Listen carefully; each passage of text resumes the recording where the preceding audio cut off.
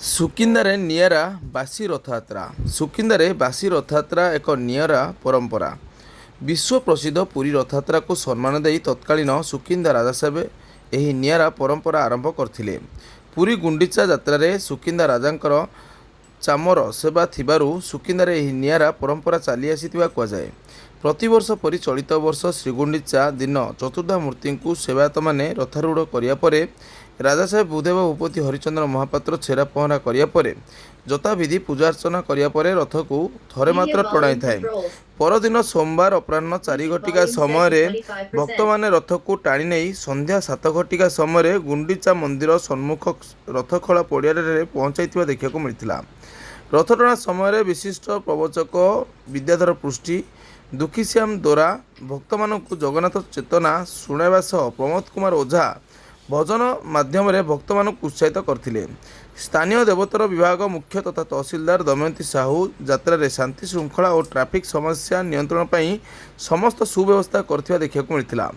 ଚଳିତ ବର୍ଷ ନୂତନ ବିଗ୍ରହ ସ୍ଥାପନା ହୋଇଥିବାରୁ ପ୍ରଭୁଙ୍କ ଦର୍ଶନ ପାଇଁ ହଜାର ହଜାର ପୁରୁଷ ଓ ମହିଳା ଭକ୍ତ ସମାଗମ ହୋଇଥିଲେ।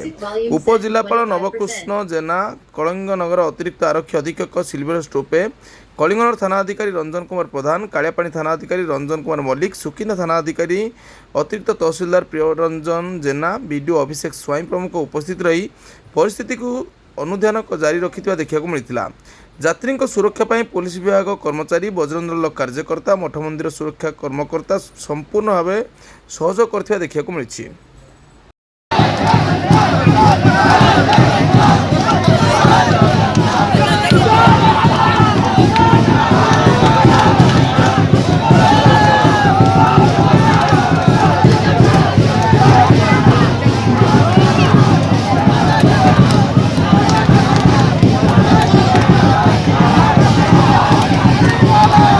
ରଘୁବର ତୀର୍ଥକୁ ସାହାଯ୍ୟ କରିଥିଲେ, ସହାନୁଭୂତି ଦେଖାଇଥିଲେ ବୋଲି ରଘୁ ହରିକ୍ଷେତ୍ରଙ୍କ ନାମରେ ଆଶ୍ରମ ହେଇଗଲା ଆକ୍ଚୁଆଲି ନାମରେ।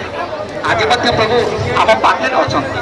ଆପଣଙ୍କର ମନେ ଥିବ ଯେତେବେଳେ ସନ୍ତ ତୁଳସୀ ଦାସ ପ୍ରଭୁ ରାମଚନ୍ଦ୍ରଙ୍କୁ ଦର୍ଶନ ନ କରିବା ସିଂହାସନ ଉପରେ ଅଭିମାନେ ଫେରି ସର୍ଜନ ଭଗବାନ ଜଗନ୍ନାଥ ଯେତେବେଳେ ସୃଷ୍ଟି ସର୍ଜନା କଲେ, ଏହାର ମୌଳିକ ତତ୍ତ୍ୱ ଥିଲା ନାରୀ ଆଉ ପୁରୁଷ ମିଶିଲେ ସୃଷ୍ଟି ସମ୍ଭବ ହୋଇପାରେ। ଗୋଟିଏ ରଥ ଟାଣିବେ ଯିବା।